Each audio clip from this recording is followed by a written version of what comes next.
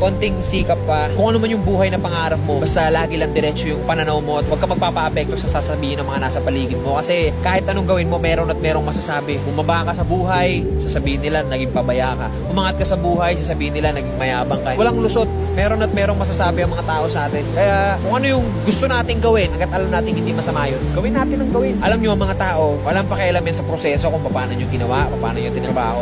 Mukhang ewan ka talaga para sa mga yan sa umpisa. Ang gustong makita lang ng mga tao palagi, yung finished product. Ano yung narating mo dyan. As long as di mo napapabayaan yung pamilya mo, yung sarili mo, so kung ano man yung tinatahak mo, banat lang. Alam mo, isa sa natutunan ko, people will always judge you no matter what you are, who you are, what you do, successful ka man o hindi. Wala na yatang nakakatakas sa sistema na ganun, no? So, what you need to do is do what makes you happy and don't care about anyone. Alam mo, kapag tumatanda na pala tayo, mas priority na natin yung paano maging masaya. Marirealize mo na mas masarap i-enjoy ang buhay pag masaya ka.